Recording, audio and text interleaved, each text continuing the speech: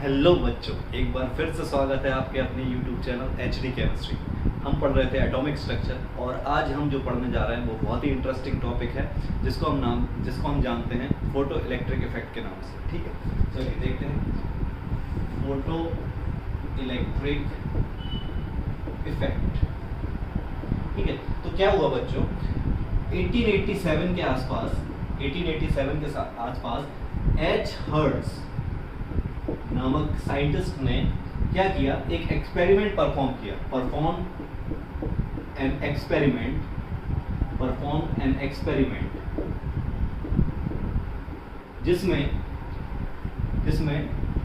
He exposed metal surfaces like potassium, rubidium, cesium to a beam of light। उसने क्या किया, metal surface को beam of light के exposure में रखा, है ना। लाइट स्ट्राइक कराई किस पे, मेटल सरफेस पे। ठीक है, he performed an experiment, he exposed metal surfaces to a beam of light and electrons were ejected out of these metal surfaces। Electrons क्या हुए, इजेक्ट हुए इन मेटल सरफेसेस, है ना।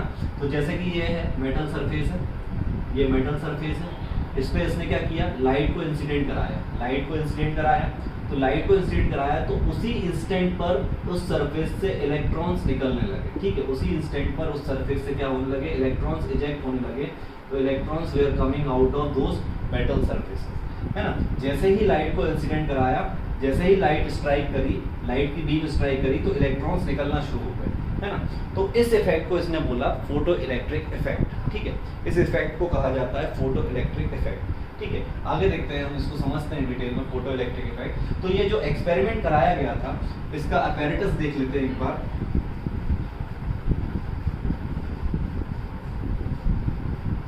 So this experiment was carried out in such a way कि एक हमने लिया tube, उसमें हमने रखा मेटल सरफेस। ठीक है, ये मेटल सरफेस है, और एक हमने यहाँ पर रखा एनोड कलेक्टर। ठीक है, मेटल सरफेस को हमने नेगेटिव टर्मिनल से जोड़ा बैटरी के, और बैटरी से जोड़ा। ठीक है, और एनोड कलेक्टर, ये है एनोड कलेक्टर, जिसको डिटेक्टर भी बोल सकते हैं, डिटेक्टर। ठीक है, यहाँ पर वैक्यूम चैम्बर है, यहाँ पर वैक्यूम है, तो वैक्यूम चैम्बर, ये बैटरी है। ठीक है, यहाँ पर एमीटर लगा हुआ है to measure the current, ammeter. ठीक है, और यहाँ पर ये जो है, ये मेटल प्लेट। ठीक है, और इसको नेगेटिव टर्मिनल पे जोड़ रखा है, तो ये नेगेटिव टर्मिनल और बैटरी से जोड़ रखा है, तो ये नेगेटिव है, ये पॉजिटिव है। ठीक है, चलिए इसको हम बोलते हैं कैथोड एमिटर। ये एमिटर है, एमिट करेगा इलेक्ट्रॉन, इसलिए इसका नाम है कैथोड एमिटर। अब क्या हुआ, अब इस पर जब लाइट इंसिडेंट कराई गई, लाइट यानी फोटोन्स इंसिडेंट कराए गए, लाइट की बीम, तो यहाँ से इलेक्ट्रॉन्स का निकलना स्टार्ट हो गया, है ना। यहाँ से इलेक्ट्रॉन्स का निकलना स्टार्ट हो गया, ये इलेक्ट्रॉन्स का निकलना क्या हो गया, स्टार्ट हो गया, और ये इलेक्ट्रॉन सीधे पॉजिटिव प्लेट की तरफ जाने लगे। इलेक्ट्रॉन्स कहाँ जाने लगे, पॉजिटिव प्लेट की तरफ जाने लगे। ठीक है, तो जैसे ही इलेक्ट्रॉन्स फ्लो होने लगे, हम इलेक्ट्रॉन्स के फ्लो को क्या बोलते हैं, करंट बोलते हैं। तो इलेक्ट्रॉन्स जब फ्लो होने लगे तो एक करंट फ्लो होने लगा। ठीक है, एक करंट प्रोड्यूस हुआ, जिसकी हम रीडिंग एमीटर में ले सकते हैं। तो उस करंट को हमने क्या बोला, फोटो करंट, है ना। तो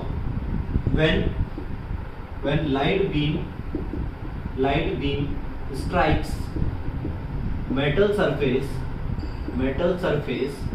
electrons were ejected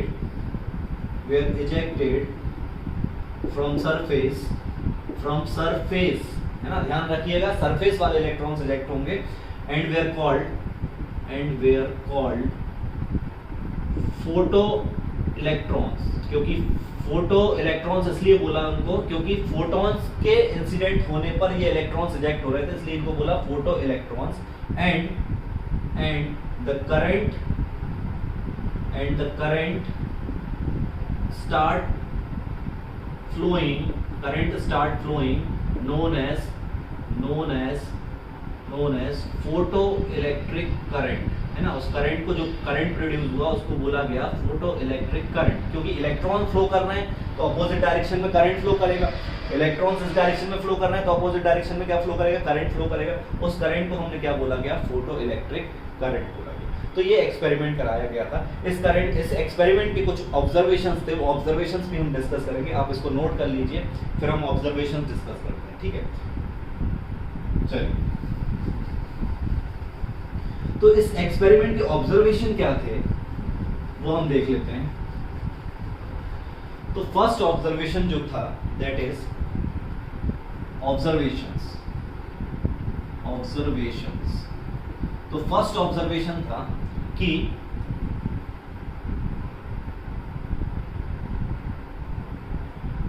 first observation is that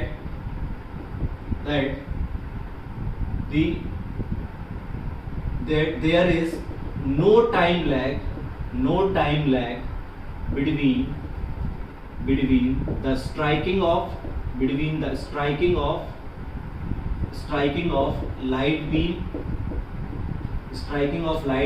and ejection of electron, ठीक है, ejection of electron।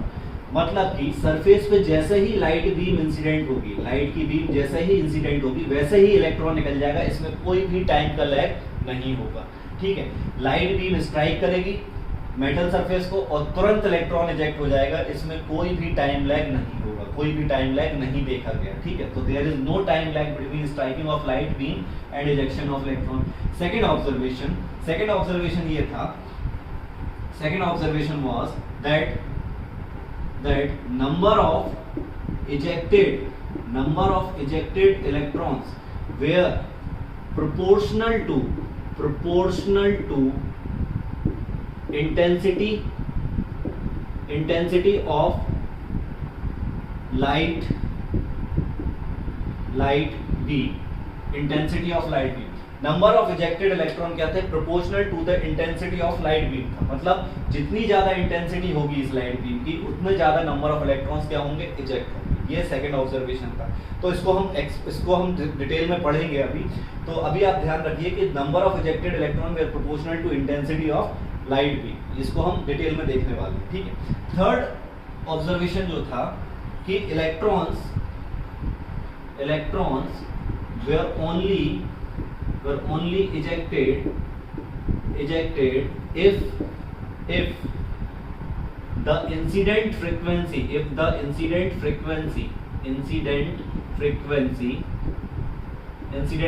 यानी nu is greater than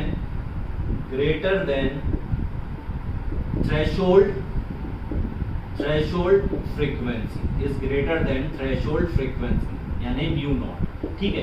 तो इलेक्ट्रॉन्स तभी इजेक्ट होंगे जब incident frequency is greater than threshold frequency यानी mu naught. When incident frequency, है ना, जैसे कि ये है इंसिडेंट फ्रीक्वेंसी, लाइट जो है उसकी फ्रीक्वेंसी म्यू है, उसको ग्रेटर होना पड़ेगा किससे, म्यू नॉट से, तभी इलेक्ट्रॉन क्या होगा, इजेक्ट होगा, ठीक है। तो electrons were only ejected if incident frequency is greater than threshold frequency. तो होप ये ऑब्जर्वेशंस आपको समझ में आए होंगे। इन ऑब्जर्वेशंस के आधार पर हम फोटो इलेक्ट्रिक इफेक्ट को समझने की कोशिश करते हैं कि एक फोटो इलेक्ट्रिक इफेक्ट या photo current, number of ejected electrons किन बातों पर डिपेंड करेंगे, है ना, क्या होगा, ये हम इन ऑब्जर्वेशंस के आधार पर समझेंगे, ठीक है। चलिए आगे बढ़ते हैं।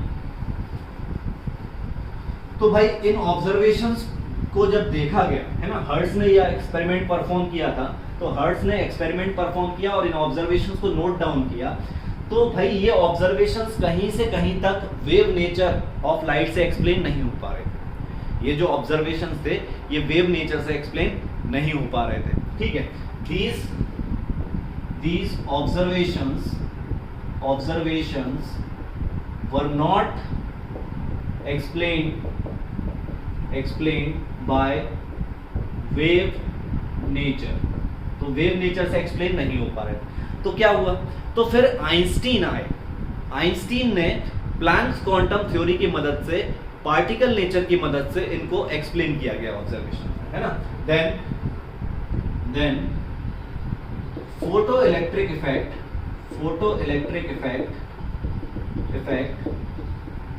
was explained by Einstein with the help of particle nature of electromagnetic या light, particle nature of light, और हम बोल सकते हैं प्लैंक्स क्वांटम थ्योरी। तो प्लैंक्स क्वांटम थ्योरी की मदद से आइंस्टीन ने फोटो इलेक्ट्रिक इफेक्ट को एक्सप्लेन किया। अब फोटो इलेक्ट्रिक इफेक्ट को कैसे एक्सप्लेन किया आइंस्टीन ने, उसको हम समझते हैं। तो आइंस्टीन ने बोला, भाई देखो, आइंस्टीन ने बोला कि जब भी कोई मेटल सरफेस पर, ये मेटल सरफेस है, तो जब भी कोई मेटल सरफेस पर लाइट बीम इंसिडेंट होगी तो इलेक्ट्रॉन निकलेगा। इलेक्ट्रॉन तभी निकलेगा जब इंसिडेंट होने वाली लाइट बीम की फ्रीक्वेंसी थ्रेशोल्ड फ्रीक्वेंसी से क्या होगा, ज्यादा होगा। इलेक्ट्रॉन तभी निकलेगा जब इंसिडेंट होने वाले लाइट बीम की फ्रीक्वेंसी थ्रेशोल्ड फ्रीक्वेंसी से ज्यादा होगी। तो जो इलेक्ट्रॉन निकलेगा, ठीक है, तो एक मिनिमम एनर्जी रिक्वायर्ड है जिसके बाद, जिसको इंसिडेंट कराने पर ही इलेक्ट्रॉन निकलेगा, ठीक है। तो आइंस्टीन ने ये कहा। तो आइंस्टीन के अकॉर्डिंग उन्होंने कहा कि एनर्जी हम जो इंसिडेंट कर रहे हैं, energy incident on metal surface, ये दो चीजों में जाएगी। एक तो थ्रेशोल्ड एनर्जी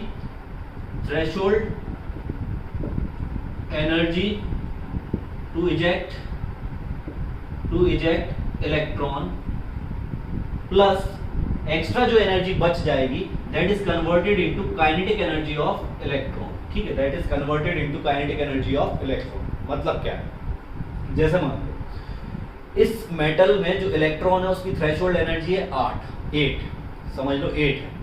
मैंने इंसिडेंट कराई 10 जूल की लाइट, और थ्रेशोल्ड एनर्जी है 8।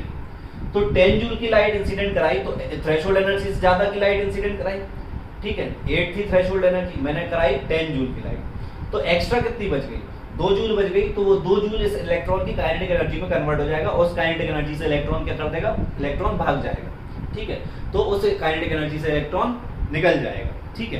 तो जो एनर्जी हम इंसिडेंट करा रहे हैं, अगर वो थ्रेशोल्ड एनर्जी से ज्यादा है, तो जो एक्स्ट्रा एनर्जी बच रही है वो किस में कन्वर्ट हो जाएगी, काइनेटिक एनर्जी ऑफ इलेक्ट्रॉन में कन्वर्ट हो जाएगी। तो इस आधार पर हम लिख सकते हैं, प्लैंक्स क्वांटम थ्योरी की मदद से हम लिख सकते हैं कि एनर्जी जो इंसिडेंट कराई है ना, उसकी कुछ फ्रीक्वेंसी होगी, तो इंसिडेंटेड एनर्जी की, इंसिडेंटेड लाइट की एनर्जी हम क्या लिख सकते हैं, एच न्यू लिख सकते हैं। एच न्यू हमने फॉर्मूला देखा था, ठीक है, इज इक्वल टू मेटल की कुछ थ्रेशोल्ड एनर्जी होती है, हर मेटल की अलग अलग थ्रेशोल्ड एनर्जी होती है जिसको हम वर्क फंक्शन भी बोलते हैं। तो उसको हम लिखेंगे एच न्यू नॉट, क्या लिखेंगे, H nu not, plus extra जो एनर्जी इलेक्ट्रॉन के पास बच जाएगी वो कन्वर्ट हो जाएगी काइनेटिक एनर्जी में, तो उसको हम लिख सकते हैं हाफ mv², ठीक है। तो ये हो गई इंसिडेंट एनर्जी, ये हो गई थ्रेशोल्ड एनर्जी, या इसको हम बोल सकते हैं वर्क फंक्शन ऑफ मेटल, भी बोल सकते हैं। और ये कन्वर्ट हो गई काइनेटिक एनर्जी ऑफ इलेक्ट्रॉन, ठीक है। तो होप ये समझ में आया होगा आपको। इसको हम दूसरे फॉर्म में भी लिख सकते हैं। दूसरे फॉर्म में किस में लिख सकते हैं, हम न्यू को हम c बाय लैम्डा में लिख सकते हैं। तो हम लिख सकते हैं hc by lambda is equal to hc by lambda not threshold wavelength, ठीक है, प्लस हाफ mv²। तो ऐसे भी लिख सकते हैं। तो ये दोनों फॉर्म में हम लिख सकते हैं। ये बेसिकली कंजर्वेशन ऑफ एनर्जी है, कि जितनी एनर्जी हमने इंसिडेंट कराई उसमें से कुछ एनर्जी थ्रेशोल्ड एनर्जी को ओवरकम करने में चली गई, और बाकी की एनर्जी किस में कन्वर्ट हो गई, काइनेटिक एनर्जी में कन्वर्ट हो गई। यहाँ पर कोई एनर्जी का लॉस नहीं हो रहा है, यहाँ पर एनर्जी क्या हो रही है, कंजर्व हो रही है, ठीक है। तो कंजर्वेशन ऑफ एनर्जी से हमने इसको एक्सप्लेन कर दिया, ठीक है। तो जो बची हुई एनर्जी थी वो किस में कन्वर्ट हो रही थी, काइनेटिक एनर्जी में कन्वर्ट हो रही थी, ठीक है। अब हम आगे देखते हैं, ठीक है, नेक्स्ट हम देखते हैं, इसको नोट कर लीजिए, ठीक है। तो भाई एक बात समझ में आई कि इलेक्ट्रॉन तभी निकलेगा जब जब इंसिडेंटेड लाइट की फ्रीक्वेंसी एक पर्टिकुलर फ्रीक्वेंसी से क्या होगी, ज्यादा होगी, ठीक है। तो electron will come out only and only if, तीन केस बनेंगे, if incident frequency is greater than threshold frequency, यानी कि lambda is less then lambda naught, है ना, इनवर्स प्रोपोर्शनल होते हैं ना, इनवर्सली रिलेशन होता है। तो अगर nu greater than nu not होगा तो lambda smaller than lambda not होगा, क्योंकि इनवर्स होता है, ठीक है। तो if nu is greater than nu not then electron will eject with certain kinetic energy, कुछ kinetic energy भी होगी अगर nu greater than nu naught है। सेकंड, इफ इंसिडेंट लाइट की फ्रीक्वेंसी और थ्रेशोल्ड फ्रीक्वेंसी इक्वल है, यानी कि lambda equal to lambda naught है, then electron will eject with zero kinetic energy, electron will eject with zero kinetic energy। Third है, if nu is less than nu naught, यानी कि nu is less than nu naught, यानी कि lambda is greater than lambda naught, new अगर less than nu not होगा तो lambda greater than lambda not होगा, then no electron will be ejected,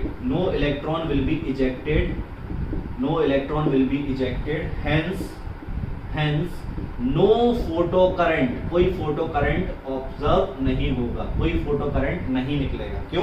क्योंकि कोई इलेक्ट्रॉन ही नहीं निकल रहा, तो फोटो करंट का तो कोई सवाल ही नहीं होता, तो कोई फोटो करंट नहीं होगा, ठीक है। तो ये 3 पॉइंट्स थे, कंडीशंस हैं, कब इलेक्ट्रॉन इजेक्ट होगा, कब काइनेटिक एनर्जी आएगी, कब इलेक्ट्रॉन इजेक्ट नहीं होगा, कब काइनेटिक एनर्जी नहीं आएगी, है ना। तो ये सब कंडीशंस हैं, ये आपको याद रखनी है, ठीक है। चलिए नेक्स्ट देखते हैं। तो भाई जो इजेक्टेड इलेक्ट्रॉन था, उन इजेक्टेड इलेक्ट्रॉन्स में से सबसे मैक्सिमम काइनेटिक एनर्जी क्या हो सकती है? तो काइनेटिक एनर्जी मैक्सिमम क्या हो सकती है? तो Ke max जो हो सकती है वो Ke max क्या होगा? Ke max होगा energy incident minus threshold energy, ठीक है। इसका मतलब Ke max जो होगा वो Ke max का फॉर्मूला होगा, एनर्जी इंसिडेंट का फॉर्मूला क्या था? h new minus threshold energy का फॉर्मूला क्या था? h न्यू नॉट, ठीक है। इसको हम इस फॉर्म में भी लिख सकते हैं, Ke max is equal to hc by lambda minus hc by lambda not, ठीक है। इसको हम इस तरह से भी लिख सकते हैं, Ke max hc by lambda या h new minus work function, ठीक है। तो h न्यू नॉट और hc बाय लैम्डा नॉट को हम वर्क फंक्शन भी बोल सकते हैं, ठीक है। तो यहाँ पर हमने बोला h nu not is equal to hc by lambda not is equal to work function of metal, जिसको हम W नॉट से डिनोट करते हैं, ठीक है। W नॉट से इसको डिनोट करते हैं। तो ये W नॉट क्या है? Work function of metal surface. अब हर मेटल का अपना एक वर्क फंक्शन होगा, ठीक है। हर मेटल का अपना एक क्या होगा? वर्क फंक्शन होगा, ठीक है। अपना एक अलग वर्क फंक्शन होगा। तो इस तरह से हम मैक्सिमम काइनेटिक एनर्जी की इक्वेशन लिख सकते हैं, h न्यू इंसिडेंट लाइट की energy minus h nu not metal का वर्क फंक्शन या थ्रेशोल्ड एनर्जी, है ना। ये क्या दे देगा हमें? Ke max दे देगा। चलिए आगे बढ़ते हैं, ये नोट कर लीजिए, ठीक है। चलिए आगे बढ़ते हैं।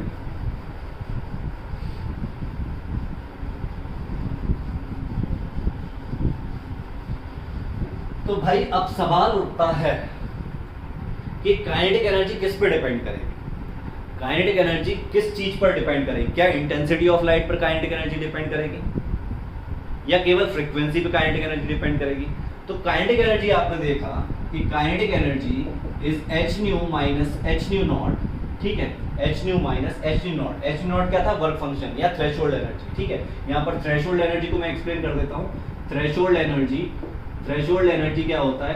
तो थ्रेशोल्ड एनर्जी होता है minimum energy required to eject electron from metal surface, है ना। और थ्रेशोल्ड फ्रीक्वेंसी क्या होती है? थ्रेशोल्ड फ्रीक्वेंसी क्या होती है? तो frequency associated to threshold energy is called threshold frequency, ठीक है, थ्रेशोल्ड फ्रीक्वेंसी कहलाती है, ठीक है। अब देखिए काइनेटिक एनर्जी किस पे डिपेंड कर रही है, इंसिडेंट लाइट की फ्रीक्वेंसी पे डिपेंड कर रही है, इंसिडेंट लाइट की फ्रीक्वेंसी, यानी कि ये फ्रीक्वेंसी जितनी ज्यादा होगी उतना ज्यादा ये डिफरेंस होगा, और काइनेटिक एनर्जी क्या होगी, उतनी ज्यादा होगी। तो काइनेटिक एनर्जी किस पे डिपेंड कर रही है, फ्रीक्वेंसी पे डिपेंड कर रही है। काइनेटिक एनर्जी किस पे डिपेंड कर रही है, फ्रीक्वेंसी ऑफ इंसिडेंटेड लाइट पे डिपेंड कर रही है। देख रहे हो, ध्यान से देखो, फ्रीक्वेंसी जितनी हम इंक्रीज करेंगे उतनी काइनेटिक एनर्जी बढ़ेगी, है ना, ये डिफरेंस बढ़ जाएगा ना, ये तो फिक्स है, ये तो मेटल के लिए फिक्स है, एक पर्टिकुलर मेटल के लिए ये फिक्स वैल्यू होती है। तो फ्रीक्वेंसी जितनी हम बढ़ाएंगे उतनी ज्यादा काइनेटिक एनर्जी बढ़ेगी, यानी कि काइनेटिक एनर्जी वर्सेस फ्रीक्वेंसी का ग्राफ बनाया अगर काइनेटिक एनर्जी वर्सेस फ्रीक्वेंसी का ग्राफ, तो कुछ इस तरह से आना चाहिए कि फ्रीक्वेंसी वर्सेस काइनेटिक एनर्जी, ठीक है। तो देखो क्या ग्राफ आएगा, इसको हम y मान लें, ये हमारा y हो गया, ठीक है, इसको इस तरह से लिख देते हैं, ये हमारा y हो गया, ये कांस्टेंट है h m, ये हमारा x हो गया, ठीक है, और ये एक कांस्टेंट हो गया प्लस c, तो y equal to mx plus c, straight line आएगा, है ना। और वो स्टार्ट कहां से होगा, बताओ। तो हम अगर हम ke को 0 रख दें, तो वहां न्यू नॉट से स्टार्ट होगा, ठीक है। तो इस तरह से इसका इंटरसेप्ट y इंटरसेप्ट नेगेटिव होगा और ये इस तरह से ग्राफ बनेगा, ठीक है। तो देखो फ्रीक्वेंसी जब 0 थी तो कोई काइनेटिक एनर्जी नहीं थी, देखो काइनेटिक एनर्जी क्या थी, 0। फ्रीक्वेंसी जब 0 थी तो काइनेटिक एनर्जी क्या थी, 0 थी, नेगेटिव तो हो नहीं सकती ना काइनेटिक एनर्जी, तो मैंने डैश करके बनाया, ठीक है। तो फ्रीक्वेंसी 0 थी तो काइनेटिक एनर्जी 0 थी, जैसे जैसे फ्रीक्वेंसी बढ़ाता गया काइनेटिक एनर्जी अभी भी 0, क्योंकि इलेक्ट्रॉन निकलना चालू नहीं हुआ। इलेक्ट्रॉन कब निकलना चालू हुआ, जब न्यू नॉट से ज्यादा फ्रीक्वेंसी की लाइट डालेंगे, तब इलेक्ट्रॉन निकलना चालू होगा, तब काइनेटिक एनर्जी बढ़ना चालू होगी। तो अभी न्यू नॉट से कम फ्रीक्वेंसी की लाइट है तो काइनेटिक एनर्जी 0 है।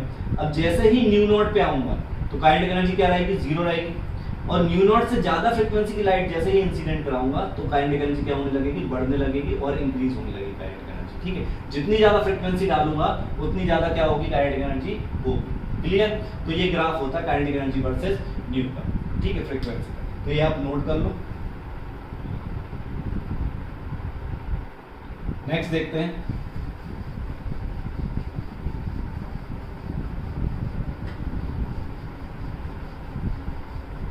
तो काइनेटिक एनर्जी किस पे डिपेंड करती है, फ्रीक्वेंसी पे डिपेंड करती है। अब बात करते हैं हम इंटेंसिटी की, जरा इंटेंसिटी को समझ लेते हैं, ठीक है। तो इंटेंसिटी ऑफ लाइट, जरा हम इंटेंसिटी को समझ लें, क्या है ये इंटेंसिटी ऑफ लाइट। इंटेंसिटी को हम कैपिटल I से लिखते हैं, ठीक है। इंटेंसिटी ऑफ लाइट क्या होती है, तो इंटेंसिटी ऑफ लाइट होती है energy per unit area per unit time को हम बोलते हैं इंटेंसिटी। मतलब एक पर यूनिट एरिया में, मतलब एक unit area per unit time में कितनी एनर्जी गिर रही है, कितनी एनर्जी स्ट्राइक हो रही है, उसको हम बोलेंगे इंटेंसिटी, ठीक है। तो इंटेंसिटी का अगर फॉर्मूला लिखूं तो एनर्जी कितनी होगी, अगर n फोटॉन्स कर रहे हैं, पार्टिकल नेचर है ना, तो n फोटॉन्स स्ट्राइक कर रहे हैं, ये मेटल है, इस पे n number of photons strike कर रहे हैं, ठीक है, ये n number of photons strike कर रहे हैं, तो n number of photons strike कर रहे हैं तो nhν एनर्जी होगी। इस मेटल प्लेट का एरिया A मान लें तो एरिया A हो जाएगा, और टाइम हमने लिया t टाइम में, ये n number of photons strike कर रहे हैं, टाइम हो जाएगा 80, तो nhν/80। अब हम लाइट तो एक पर्टिकुलर फ्रीक्वेंसी डाल रहे हैं, तो ये टर्म तो कांस्टेंट हो गई ना hν, लाइट तो हम पर्टिकुलर फ्रीक्वेंसी की डाल रहे हैं, फ्रीक्वेंसी हम चेंज नहीं कर रहे हैं, हमने जो लाइट इंसिडेंट कराई थी वही लाइट के फोटोन आएंगे, तो फ्रीक्वेंसी चेंज नहीं कर रहे हैं, हम केवल क्या बढ़ा रहे हैं, नंबर ऑफ फोटॉन्स बढ़ा रहे हैं। तो इंटेंसिटी कैसे इंक्रीज होगी, है ना, तो intensity increases with increase of number of photons। Intensity increases with increase of number of photons। केवल नंबर ऑफ फोटॉन्स के बढ़ने पर ही इंटेंसिटी बढ़ेगी, है ना। नंबर ऑफ फोटॉन्स बढ़ाओगे तो इंटेंसिटी क्या होगी, बढ़ेगी। ये न्यू फ्रीक्वेंसी तो फिक्स है, air frequency is constant. Here frequency is क्या है, कांस्टेंट है। यहाँ पर फ्रीक्वेंसी कांस्टेंट है, यहाँ पर फ्रीक्वेंसी चेंज नहीं हो रही है, क्योंकि लाइट जो हम इंसिडेंट करा रहे हैं वो एक पर्टिकुलर फ्रीक्वेंसी की लाइट इंसिडेंट करा रहे हैं। तो हम इंटेंसिटी कैसे बढ़ा सकते हैं, नंबर ऑफ फोटॉन्स बढ़ाकर। हम नंबर ऑफ फोटॉन्स बढ़ाकर इंटेंसिटी बढ़ा सकते हैं, और जितने नंबर ऑफ फोटॉन्स बढ़ेंगे, जितनी इंटेंसिटी बढ़ेगी, उतने नंबर ऑफ फोटो इलेक्ट्रॉन्स क्या होंगे, इजेक्ट होंगे। ठीक है, तो on increasing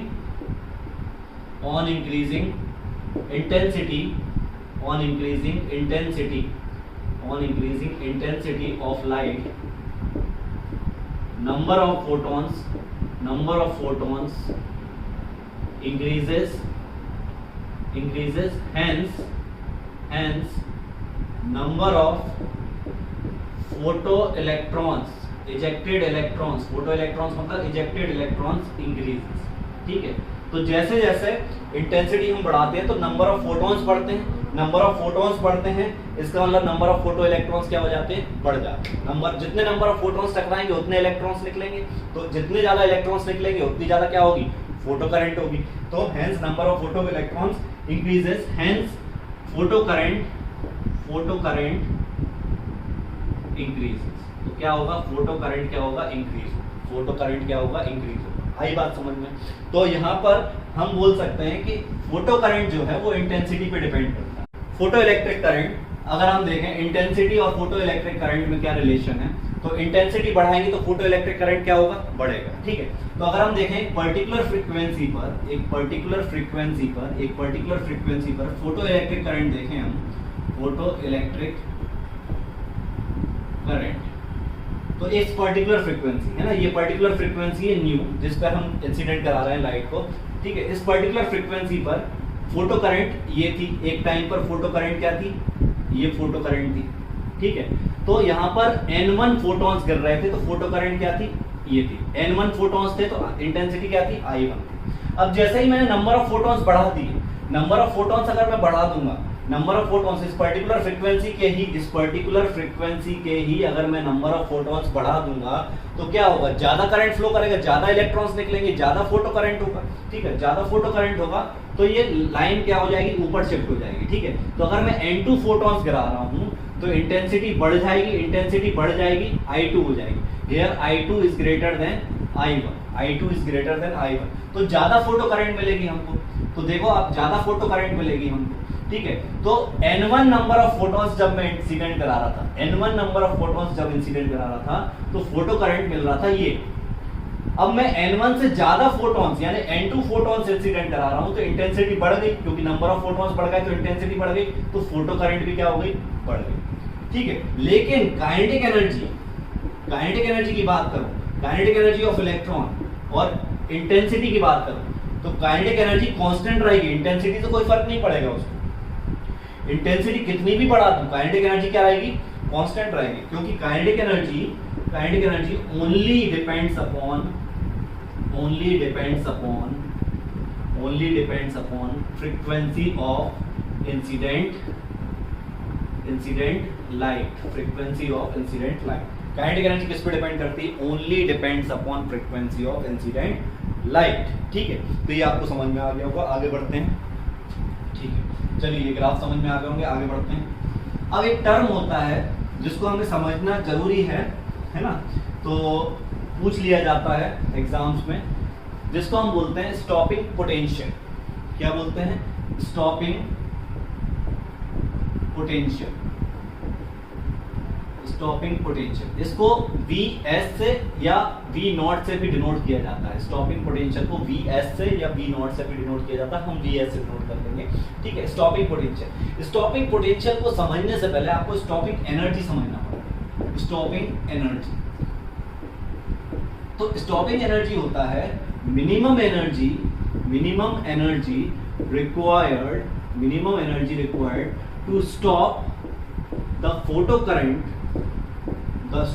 photo electron of maximum kinetic energy। देखो हो क्या रहा है, स्टॉपिंग एनर्जी हम इसलिए लगा रहे हैं ताकि हम फोटो करंट को रोक सकें। अब फोटो करंट कैसे रोकेंगे, देखो ये है करंट फ्लो हो रहा है, इलेक्ट्रॉन फ्लो हो रहा है, इलेक्ट्रॉन फ्लो होंगे जब तक करंट फ्लो होगा, जब तक इलेक्ट्रॉन फ्लो होंगे तब तक करंट इस डायरेक्शन में फ्लो होगा।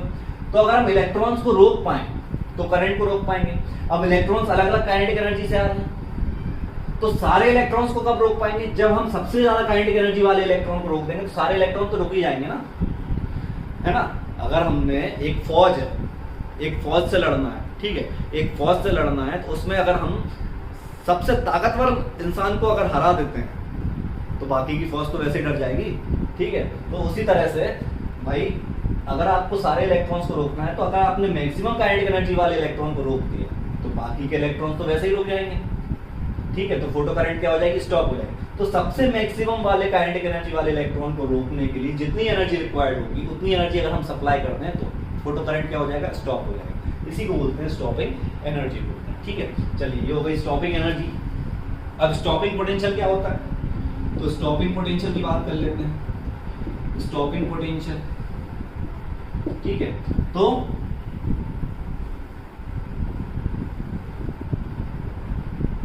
the potential applied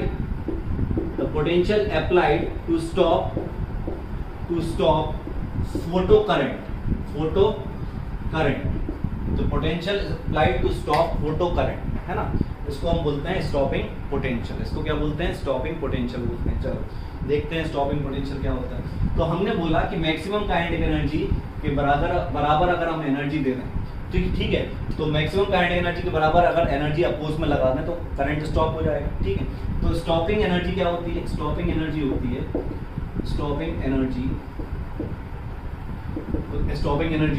E into VS potential लगाना पड़ेगा, है ना, पोटेंशियल तो अप्लाई करना पड़ेगा ना एनर्जी देने के लिए।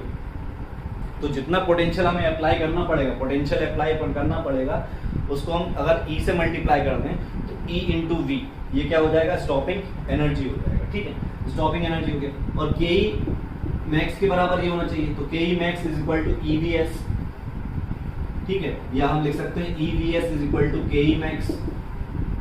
तो यहाँ से एक इक्वेशन आ जाएगी EVS is equal to H nu minus H nu naught. E से डिवाइड कर दें तो स्टॉपिंग पोटेंशियल आ जाएगा H nu by E minus H nu naught by E. तो ये एक इक्वेशन बन जाएगी स्टॉपिंग पोटेंशियल की, ठीक है। अगर इसका हम ग्राफ बनाएं, है ना, stopping potential versus frequency, stopping potential versus frequency का ग्राफ बनाएं तो आप देखो ये हो जाएगा हमारा y, h बाई ई हो जाएगा हमारा स्लोप, न्यू हो जाएगा x और ये हो जाएगा कांस्टेंट। तो यहाँ पर एक लाइन बनेगी इस तरह से, ठीक है, इस तरह से लाइन बनेगी जिसका स्लोप होगा पॉजिटिव। स्लोप कितना होगा? h बाई ई, स्लोप होगा h बाई ई, यहाँ पर है स्टॉपिंग पोटेंशियल, यहाँ पर है फ्रीक्वेंसी, ठीक है। तो इस तरह से एक ग्राफ बनेगा जिसका हमारा स्लोप क्या होगा? h बाई ई, ठीक है। अच्छा, अलग अलग मेटल के लिए अलग अलग स्टॉपिंग पोटेंशियल होगा। स्टॉपिंग पोटेंशियल डिपेंड करेगा दो चीजों पर। Stopping potential depend upon first frequency पे डिपेंड करेगा, second work function of metal पे डिपेंड करेगा, ठीक है, वर्क फंक्शन ऑफ मेटल पे डिपेंड करेगा। तो ये था स्टॉपिंग पोटेंशियल की कहानी, ठीक है। तो इस तरह से ग्राफ आएगा और स्टॉपिंग पोटेंशियल जो है वो डिपेंड करेगी फ्रीक्वेंसी और वर्क फंक्शन ऑफ मेटल। अगर हम दो अलग अलग मेटल ले लें, मान लीजिए दो अलग अलग मेटल ले लें, तो दो अलग अलग मेटल के लिए कैसा ग्राफ आएगा? तो दो अलग अलग मेटल के लिए इस तरह से ग्राफ आएगा कुछ। एक मेटल के लिए ये ग्राफ आएगा, तो दूसरे मेटल के लिए ये ग्राफ आएगा, ठीक है। ये मेटल 1 है, ये मेटल 2 है, ठीक है। आप बता सकते हो किसके लिए वर्क फंक्शन ज्यादा होगा, किसके लिए वर्क फंक्शन ज्यादा होगा? तो आप इंटरसेप्ट देख लो, ये वाला इंटरसेप्ट होगा, है ना, एक छोटा इंटरसेप्ट होगा, एक बड़ा इंटरसेप्ट होगा, ठीक है। तो ये बड़ा वाला इंटरसेप्ट है, ये वाला, ठीक है, और एक छोटा वाला इंटरसेप्ट है। छोटा वाला इंटरसेप्ट क्या होगा? क्या होगा बताओ? W0 बाई ई, तो इसको लिखते हैं W1 बाई ई, और बड़ा वाला इंटरसेप्ट जो है वो W2 बाई ई, ठीक है। तो जिसका ज्यादा वर्क फंक्शन होगा वो मेटल 2 होगा, है ना, ज्यादा वर्क फंक्शन वाला क्या होगा? मेटल 2 होगा, क्योंकि ज्यादा वर्क फंक्शन होगा तो ये वैल्यू ज्यादा आएगी, ये वाली एच न्यू नॉट बाई ई क्या होगी, ज्यादा वैल्यू होगी ना। अगर इसको 0 पुट कर दें, ठीक है, इसको 0 पुट कर दें तो ये क्या हो जाएगा, न्यू क्या हो जाएगा, न्यू नॉट हो जाएगा, ठीक है। तो इसको देख लीजिए ऐसे,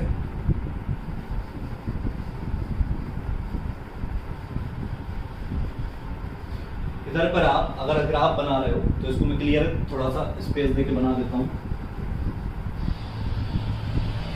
देखिए इसमें अगर हम ग्राफ बना रहे थे दो अलग अलग मेटल्स के लिए, तो मेटल 1 के लिए मान लीजिए equation I V S H nu, same frequency रखी हमने, बाय ई, इधर पे हमने रखा वर्क फंक्शन W1 बाय ई, ठीक है, W1 बाय।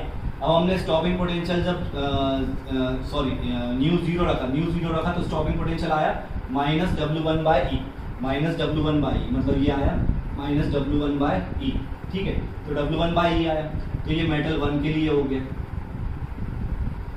मेटल 2 के लिए क्या होगा, मेटल 2 के लिए अगर आप देखोगे तो और नीचे से ग्राफ चालू होगा,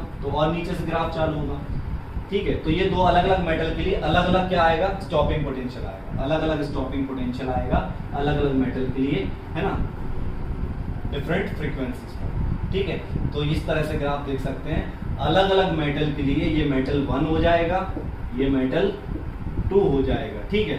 तो अगर हम एक पर्टिकुलर फ्रीक्वेंसी पे देखें तो अलग अलग वर्क फंक्शन आएगा, क्या आएगा, स्टॉपिंग पोटेंशियल आएगा, ठीक है। तो स्टॉपिंग पोटेंशियल दो चीजों पर डिपेंड करता है, स्टॉपिंग पोटेंशियल फ्रीक्वेंसी पे डिपेंड करता है, दूसरी चीज स्टॉपिंग पोटेंशियल वर्क फंक्शन पे भी डिपेंड करता है। वर्क फंक्शन अगर ज्यादा होगा तो ये ग्राफ इधर पे शिफ्ट हो जाएगा, ठीक है। तो स्टॉपिंग पोटेंशियल दो चीजों पे डिपेंड करता है, स्टॉपिंग पोटेंशियल वर्क फंक्शन पे डिपेंड करता है, स्टॉपिंग पोटेंशियल फ्रीक्वेंसी पे डिपेंड करता है। तो हम बात कर रहे थे कि स्टॉपिंग पोटेंशियल दो चीजों पे डिपेंड करेगा, stopping potential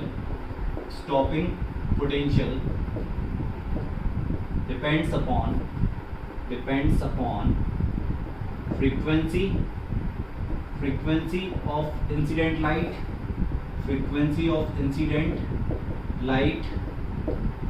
and work function of metal पे डिपेंड करेगा, ठीक है। तो स्टॉपिंग पोटेंशियल दो चीजों पे डिपेंड करेगा, frequency of incident light and work function of metal, and the value of stopping potential is independent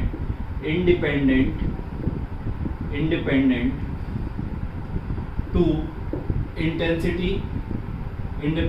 intensity of light, intensity of light के इंडिपेंडेंट रहेगा, ठीक है। इसको हम एक ग्राफ से समझेंगे, तो इंटेंसिटी ऑफ लाइट के इंडिपेंडेंट रहेगा वैल्यू ऑफ स्टॉपिंग पोटेंशियल। तो वैल्यू ऑफ स्टॉपिंग पोटेंशियल किस पे डिपेंड करती है, मैक्सिमम काइनेटिक एनर्जी पे डिपेंड करती है।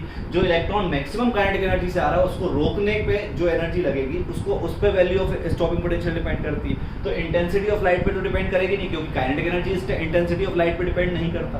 हमने पढ़ा था ना कि काइनेटिक एनर्जी इंटेंसिटी पे डिपेंड नहीं करता। तो मैक्सिमम वेलोसिटी से या मैक्सिमम काइनेटिक एनर्जी से जो इलेक्ट्रॉन आ रहा है उसको रोकने के लिए जो एनर्जी होती है उसको हम बोलते हैं स्टॉपिंग एनर्जी, और उसके लिए जो पोटेंशियल अप्लाई करना पड़ेगा उसको हम बोलते हैं स्टॉपिंग पोटेंशियल, ठीक है। अब काइनेटिक एनर्जी क्योंकि इंटेंसिटी ऑफ लाइट पे डिपेंड नहीं करती, तो स्टॉपिंग पोटेंशियल भी इंटेंसिटी ऑफ लाइट पे डिपेंड नहीं करेगा, ठीक है। तो हम इसके लिए ग्राफ समझते हैं, ग्राफ से बनाते हैं।